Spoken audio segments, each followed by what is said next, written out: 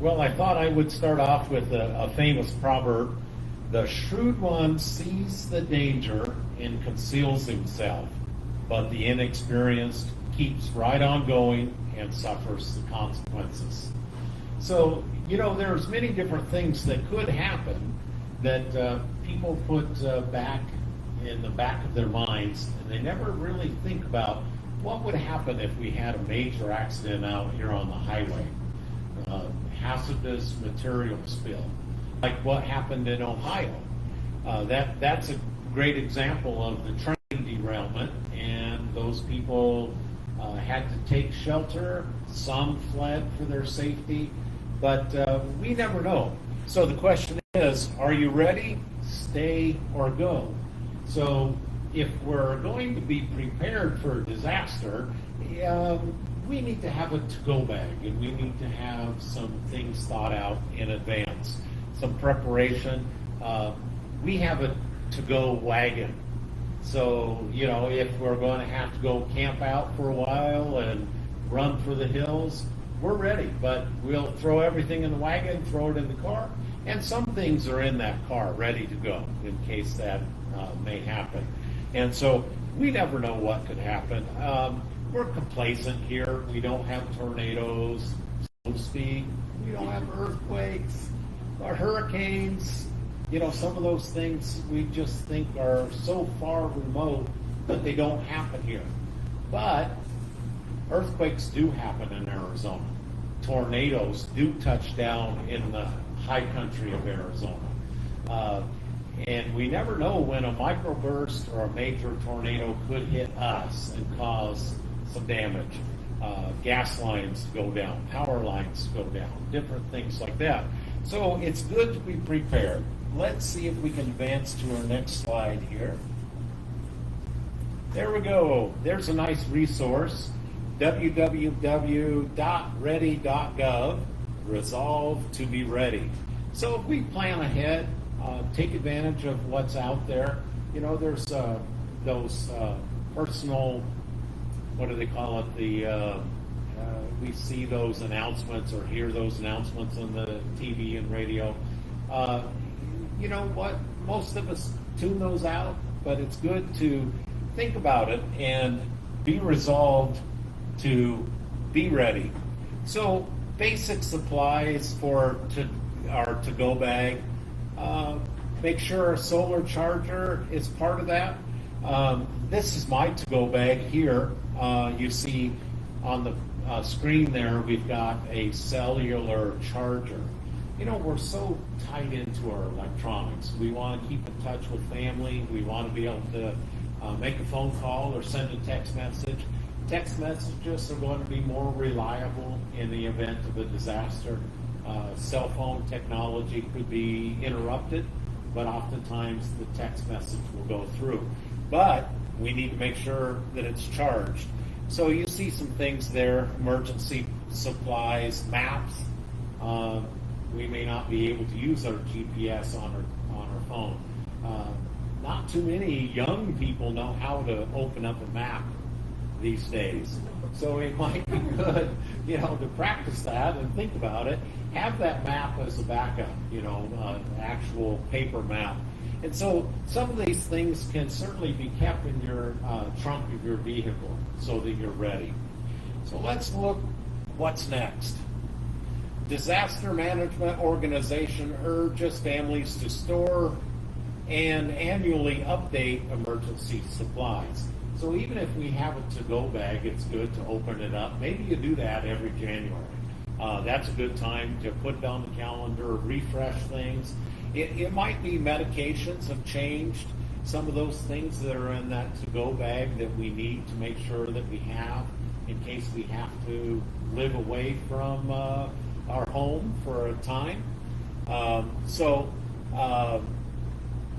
Those are some of the recommendations we see on the list there. It's recommended that we keep 3 gallons of water per person and 3 days of non-perishable ready-to-eat foods.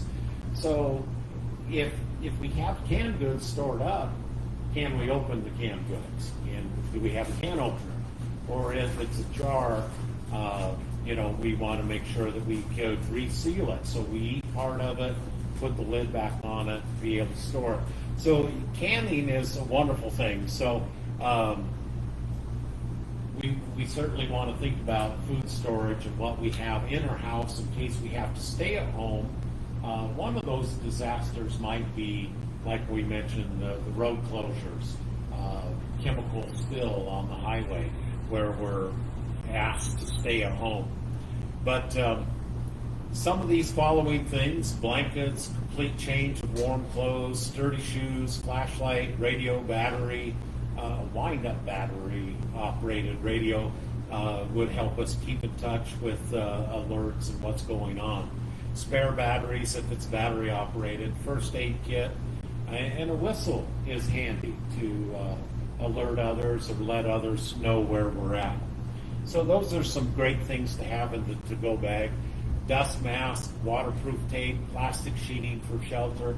If there were a chemical spill on the highway, I know I'm only a quarter mile away from the highway.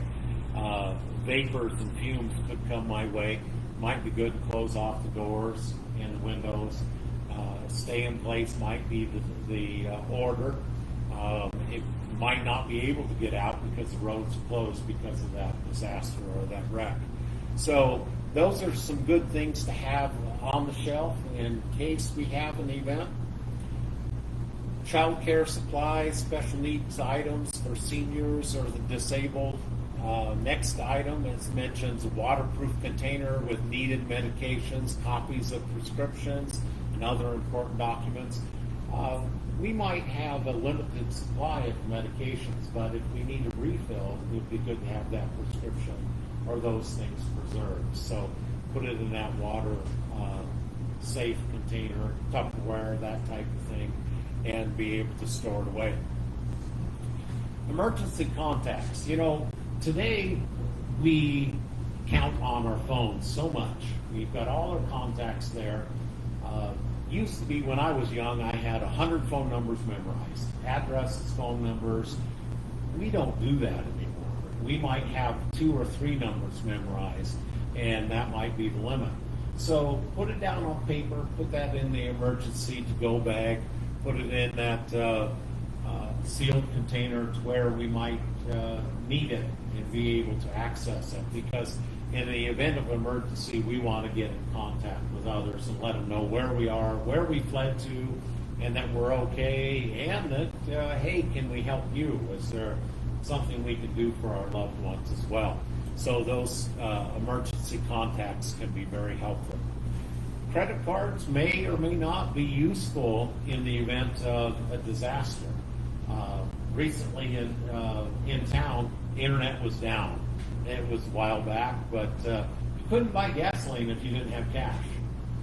Nowhere could you use a credit card to fuel up your vehicle.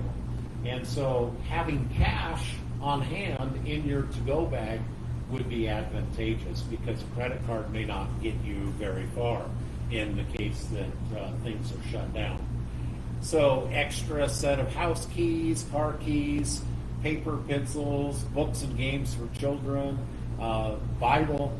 These things can be encouraging and help with young ones to alleviate stress. So those are some good things. Friends of mine were burned out when homeless people set a fire in the house next door, and it got out of control, burned that house, and it spread to their house. At 2 in the morning, they fled for their lives, but they didn't grab their car keys.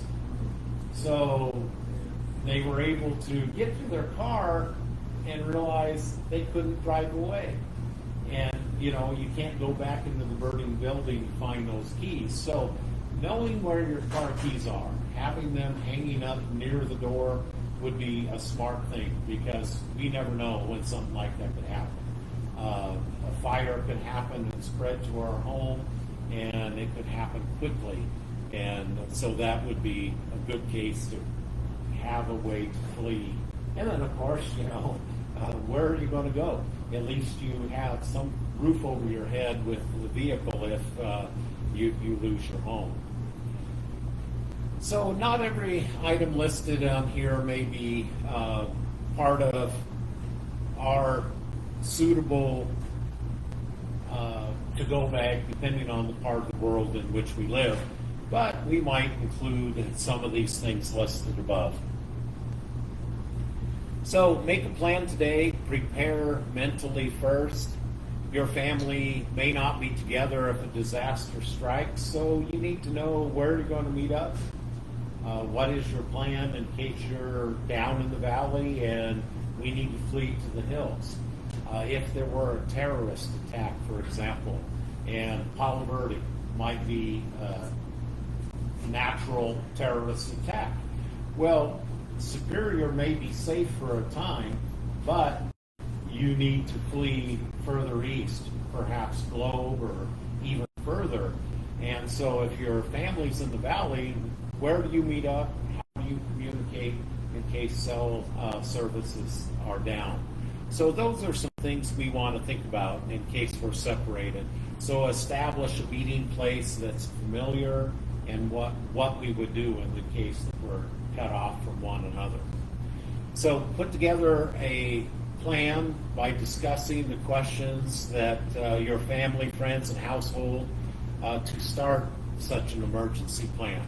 How will I receive emergency alerts and warnings?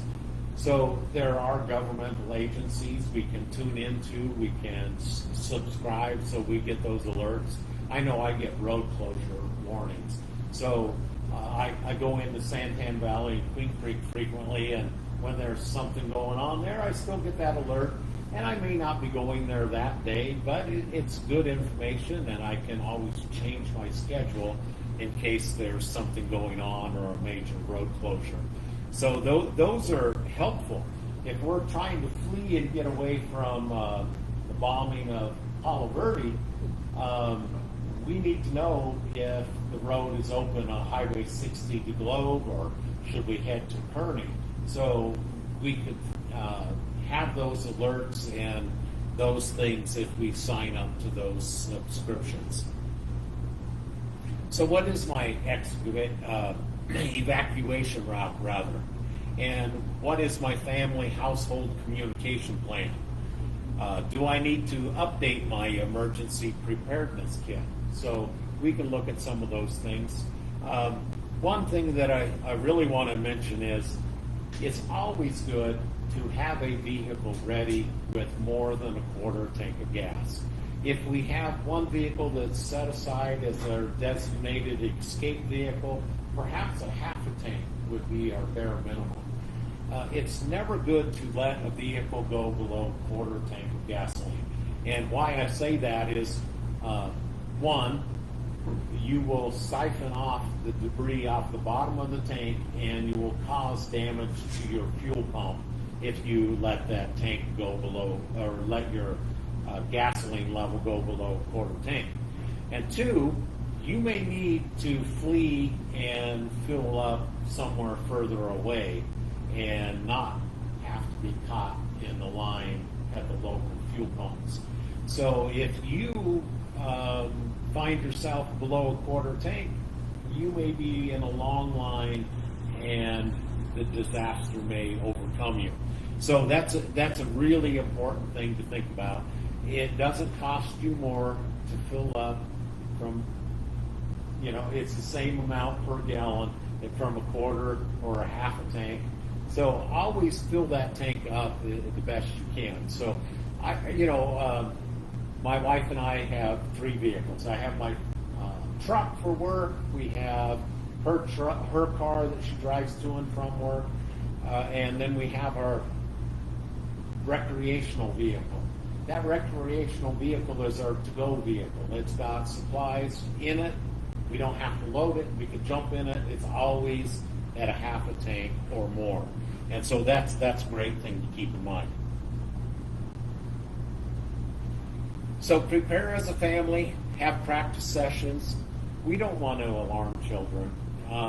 And some people are overly anxious. So we want to be wise about how we do this, not to scare people, but we can reduce the panic if we're prepared.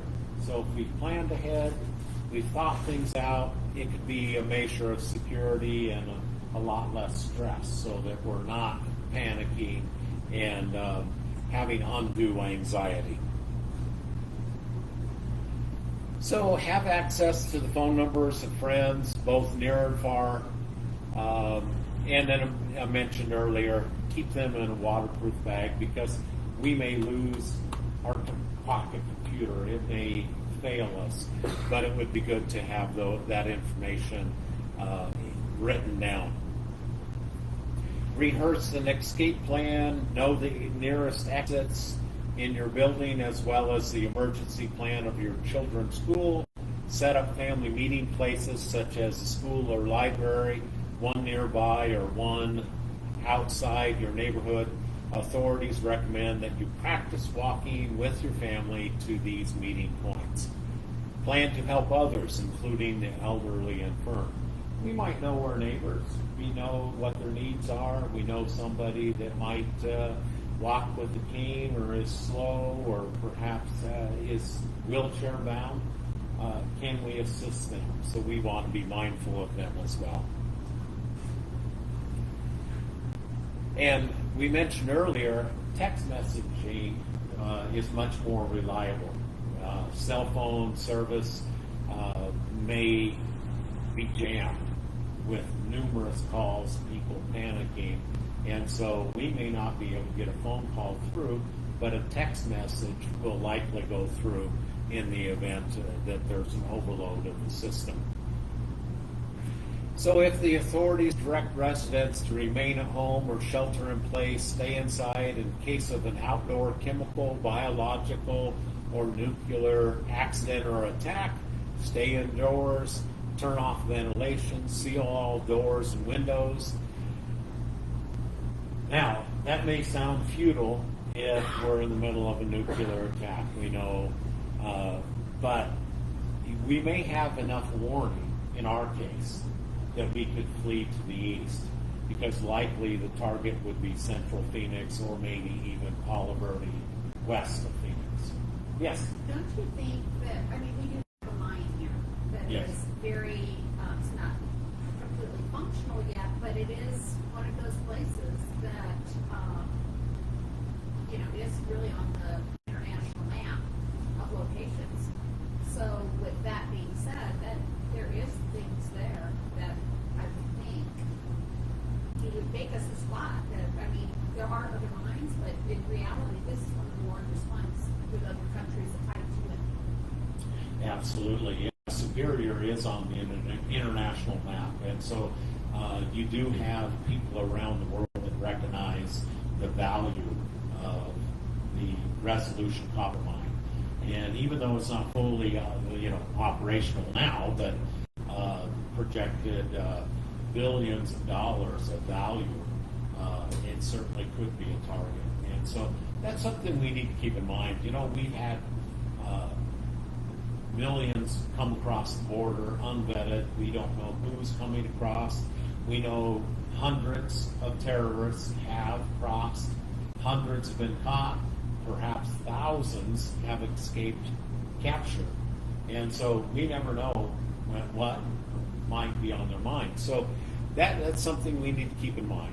We not to live in fear, but there are things we can do to be prepared, because we could have a disaster on the other side of town, not necessarily west, but it could be to the east of us as well.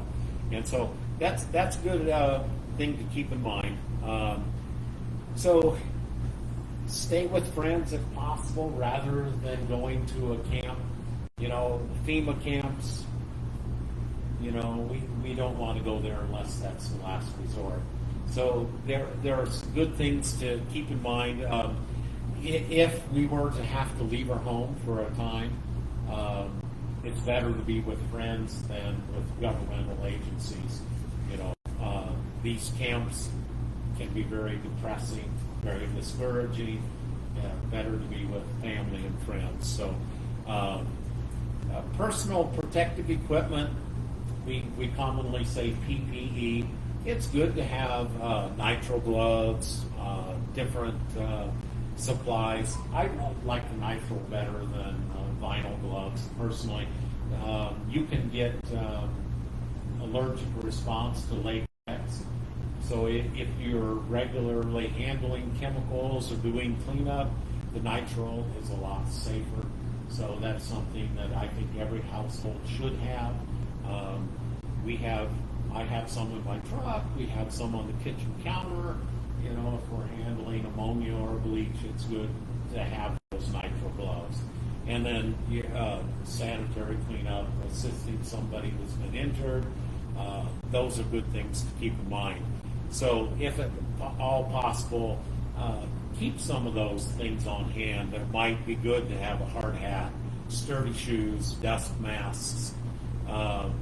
We want to be aware of the hidden dangers of electrical wires that might be down in case of severe storm activity. So those are some things that we want to be mindful of. Let your friends and family know where you are so they don't risk their own lives looking for us. So if we can send out a group text to all our family and friends, hey, we fled, we were heading to the White Mountains, we'll be back when things subside, that would be ideal. That way no one is going into a disaster area where power lines are down or sewer lines or nasty things are occurring. Yes? Just a couple of years ago with the floods in Miami, I mean, that's what happened. We were paying $6 a gallon for gas, too. Right. Just trying to get through there, but this is not just about the chemical thing, this is about flooding that happens because at any given time, some of the houses around can flood out pretty easily. Yeah, we have a lot of faulty grades here where the water runs directly towards the house, you know. So flooding can happen to anyone at any time, but we do have, that's a predisposed condition we have because the hills run down towards us. The fire situation created all kinds of debris and flash flooding. I saw cars swept away. You know, I got called in and I was one of those muck shovelers and I volunteered to clean out commercial properties and residential properties as well. And you're right, we kind of think we're immune to that, but it happens, and it just happened recently. So it's a wake-up call. How many were ready to go in case the fire moved into Superior? A lot of people were not, you know. Yeah, I got a call. My good friend Derek and I did what we called relief ministry. You know, we got called in to cut down mesquite trees that were sick and dying, and they were threatening the home and the awning of a residence. And they said, we're afraid of fire with these sick trees, that a fire could sweep through here and burn her house, and these trees would fall on her house and it would be lost. And so we removed about 6 trees, and the 2 of us really loved that mesquite wood. We didn't charge anything for it. We just hauled away the mesquite wood because we're avid campers and barbecuers, and we hauled away the mesquite wood. And 2 weeks later, this is Dudleyville out by Winkelmann.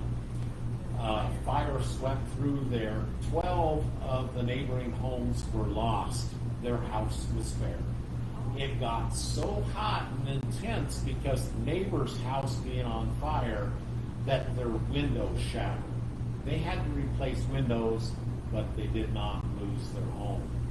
And some of the people that tried to fight and stay ended up having severe respiratory problems because of trying to fight fire and save the home and flood the roof and whatnot. And it's like, you know, you've got to pick your battles. If they would have been better prepared, their homes would have been spared without them having severe respiratory problems in dealing with trying to water everything down.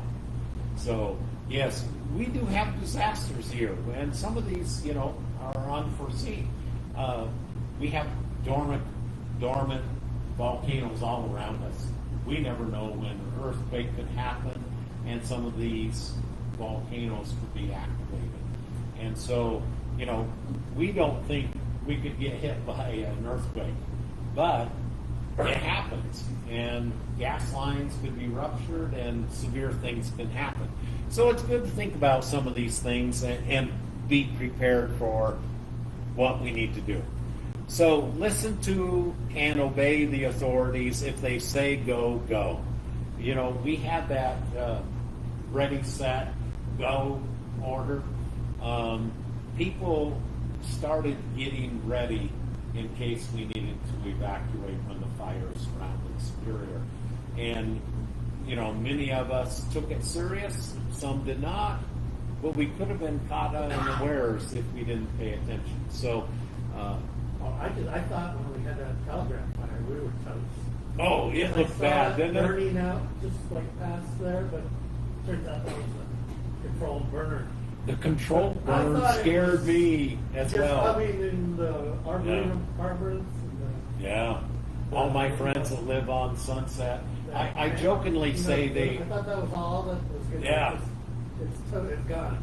yeah, I jokingly say they should rename that Almejo Boulevard because you have so many of the Almejos that have been here for generations that live up and down Sunset. Anyhow, good friends of mine, and I was worried about them because that fire looked like it was going to take them out. It looked like a Highlands was going to go. Everyone on that side of town. Yeah, everyone on that side down. You know, and it would have been nice if the authorities would have let us know, hey, this is a controlled burn. This is burning the fuel so it doesn't get you. But anyhow, we didn't know. And yeah, I'm looking out my kitchen window to the south, and I'm thinking, oh, yeah, half the town's burning. You know, it looked rough. So, you know, sometimes we need shelter in place. You know, when there's fire is raging, I don't think I want to wait that out. You know, so leaving home can put you at risk and add to the confusion and possible chaos. So we need to be wise about the decisions we make. Listen to authorities. If they tell us one road is blocked, you know, that's nice to know. We don't want to get caught up in the traffic jam and have nowhere to go and then be burned alive in our cars. So, and that has happened, you know. So listen, look for alternatives. Maybe we need to go a different route. Keep your routine, you know, in case we get displaced. You know, so many people have so many anxieties today. If you go to the grocery store, you may have a panic attack, right? So many people today, if you go check out, you know, can we afford this? You know, groceries are so much higher than they were just a few years ago. And so many of us suffer from anxieties. Children, if we can shelter them and protect them from it, keep up our routine, play games, do things, you know, be mindful of the children and grandchildren, what we can do to help them so that they don't have undue anxiety. So if we can protect them from some of the things that are going on, we don't need to share everything with them. But if we can keep up our routine, you know, play games, you know, kick a soccer ball around, play catch, you know, even if we're in the camp, even if we're at someone else's home, can we go in the backyard and play ball, do something to take the mind off of what's going on. That'll keep down the frustration and anxieties. So always be ready to accept help as well. So, and help others. You know, that's important. We're in it together. Let's help one another. Emotional issues to address. Acknowledge that disasters cause loss. Yes, it might be a personal disaster. If we were to lose our home to a fire or some kind of disaster, natural gas leak that causes our home to be lost. You know, these things happen. It might be individually, it may not be the whole community. But whatever the case is, we need to recognize that, yes, there are relief efforts that focus on helping people to survive, but emotionally, mentally, we need to help one another as well. The governmental agencies may help us rebuild, replace certain things, but to survive, we need shelter, clean water, food, clothing. We need protection from the elements. Here in Arizona, it might be protection from the heat. Really, we need to think about that. How can we find some shade, some cool water? Back in the pioneer days, a sheet wet down underneath that, you have that evaporative cooling off of that. We need to go back to some of those old ways to survive, so that, and then we want to look out for one another too. So recognize the emotional injury. So, houses can be rebuilt, but lives, we want to watch out for emotional stress. So oftentimes, after the initial shock, we have to deal with the symptoms of the anxiety and depression, mood swings. We all go through it. We have our ups and downs, and so we want to be mindful of that. So look out for others and some of those symptoms that might occur when there is a disaster. Stay informed. Looks like this is a little off. I'm seeing some of that, but we can get the gist of it. Pinal Emergency Notification System, PENS, we can sign up for that so that we're notified in case of closures, disasters, where to go, what to happen, what to expect. So that's no cost to register. PENS, Pinal Emergency Notification System. So not just the disaster alert that we might get on our cell phones, but we could get text messages about what's happening. And so that's a nice thing we can sign up for. And once we register, we can choose how we would like to be contacted, emails, text messages, etc. So once again, weather, we do get severe weather here. We get high winds. We get those microbursts that could be tornado-like. And so we can get notifications about these things and be alerted when they happen. Gila County, which is not far from us, once registered, we could create a contact in our phone for ready Gila alerts. Phone alerts will show up on caller ID as 928-900-5665. So since we're right on the edge of Pinal and Gila County, if something's happening in Globe, we have family, friends there that we might want to sign up for those alerts as well. And then, of course, we don't want to head into the disaster. If the weather is severe in Gila County, we might want to move west, away from it, or stay at home and not head into the storm. So nice to be able to take advantage of these alerts.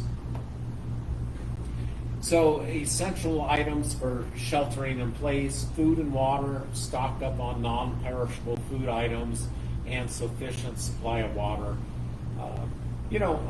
We talked in the past about rainwater harvesting. That rainwater harvesting tank may be a nice source of water. We can always filter it, we can bathe with it, we can drink it if we filter it. So it might be nice to have a storage of water. 6 gallons of water in the closet won't take up much space. I have bottled water that I frequently take that with me and I put it in the truck. If I use it up, then I've got more in the closet, but I replenish them. And so that's a nice thing to think about, is stored water. Don't forget about pet food. If you have pets, store at least a 2-week supply of non-perishable food items and water for each member of your household. Sometimes we can put that in the trunk of the vehicle. I know if the bottles of water heat up and cool down, it may not be the best sometimes chemicals will infiltrate that water. So in the trunk of the vehicle, be mindful that might be good for washing or hygiene, but not necessarily drinking water. So if we have to flee, maybe we want to add water to our trunk of our vehicle.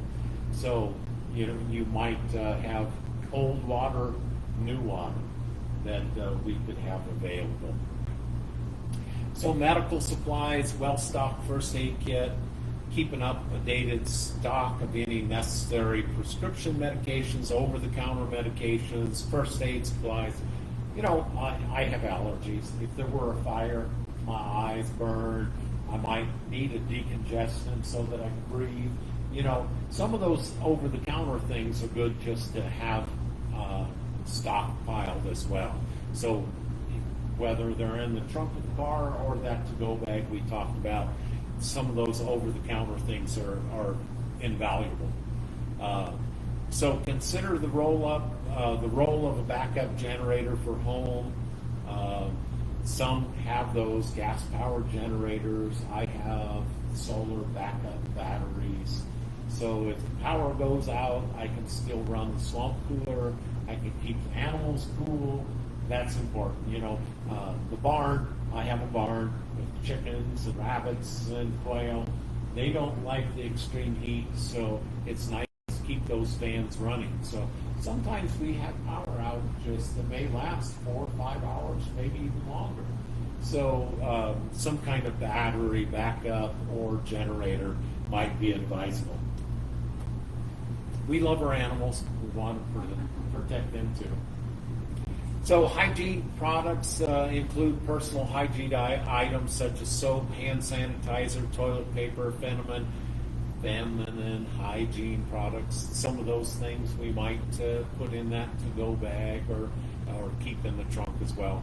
Cleaning supplies, good supply of products, disinfectants, hand sanitizers. It's mandated by law for me personally in my commercial truck that I have paper towels, that I have soap.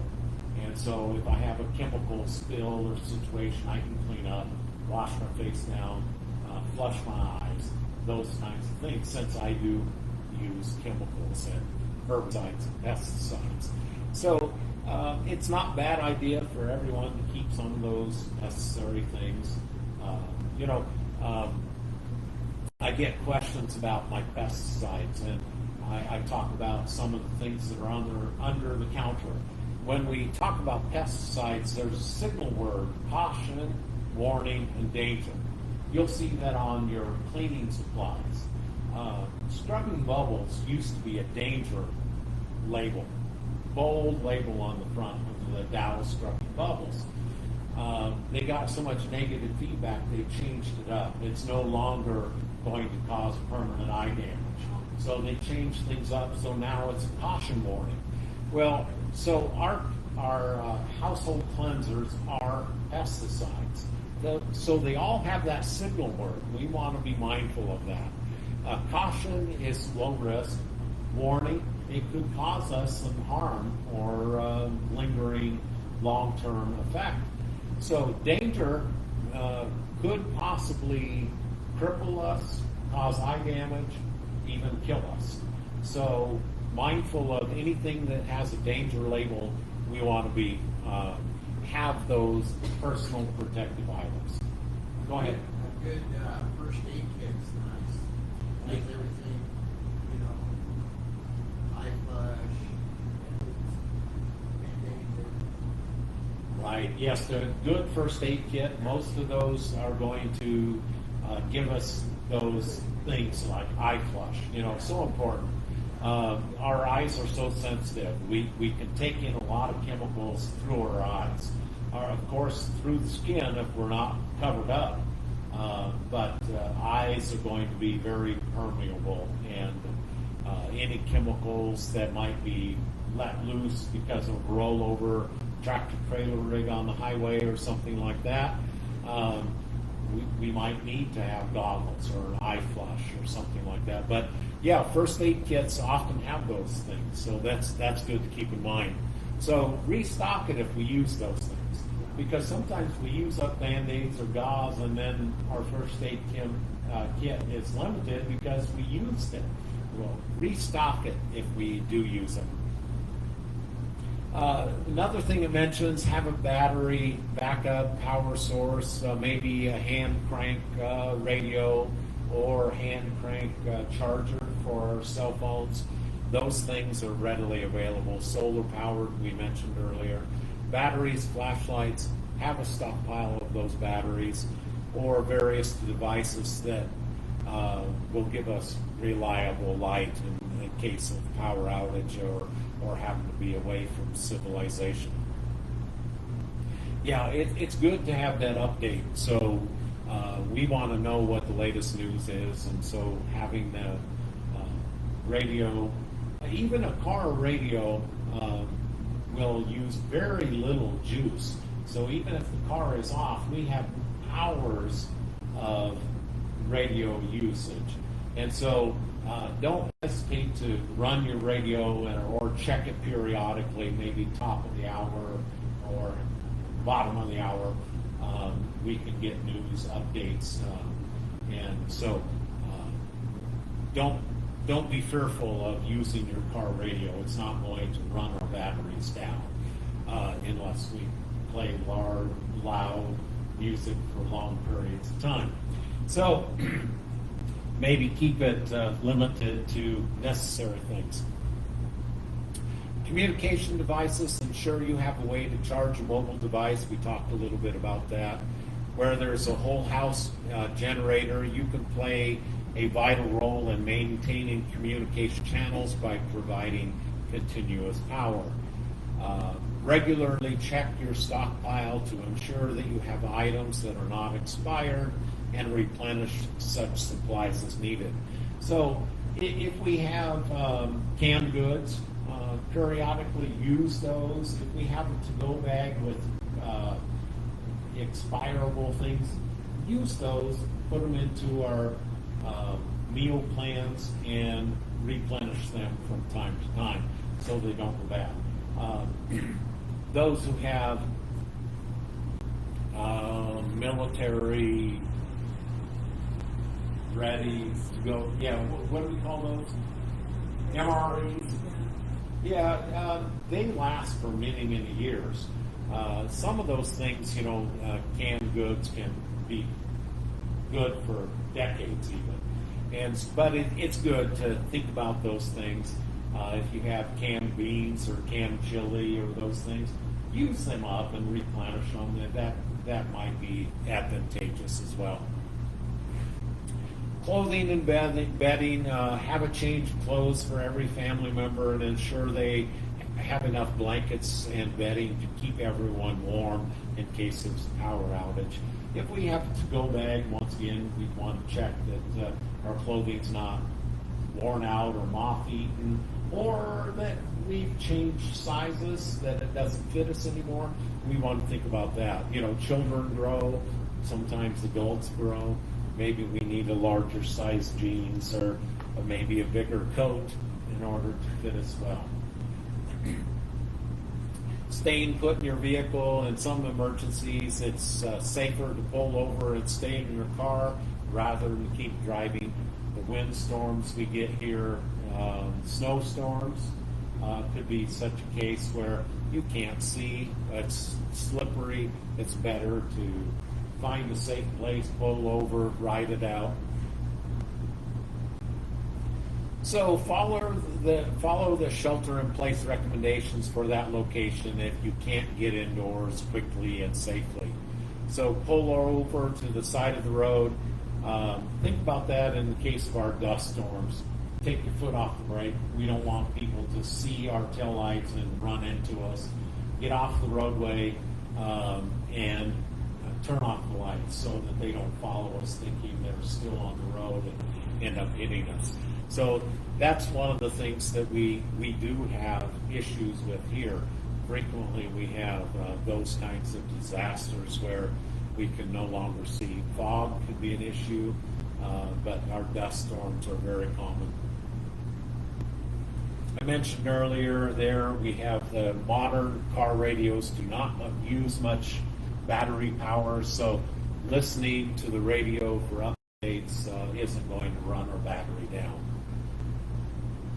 Sheltering with pets. Prepare a spot for your pets to poop and pee. You know, if we're in a camp, we're going to have to be mindful of that. You know, back in the Israelite days, the Mosaic Law, they had specific laws about digging a hole and away from the camp. Well, we would want to do similar today. We, you know, in case modern civilization comes crashing down and we're in a camp, or we're having to camp out for a time, be mindful of hygiene.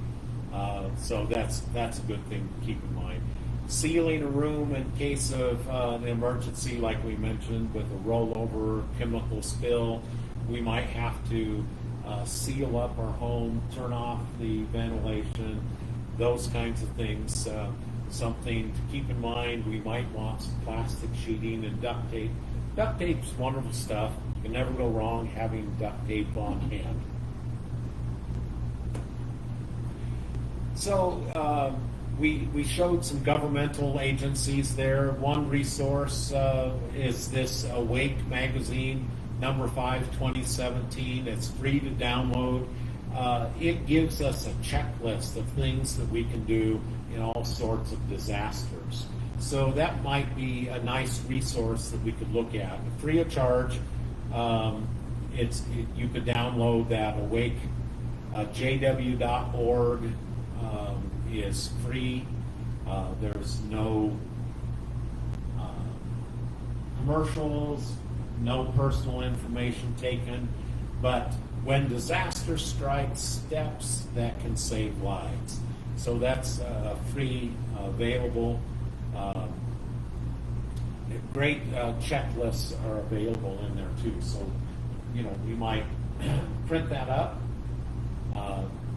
have our to-go bag, and all those different things that we might need in case we need to flee or in case we need to stay at home. I believe that's the end of my presentation. Yeehaw! I got through it without losing my voice. Thank you very much, and thank you those who are online as well.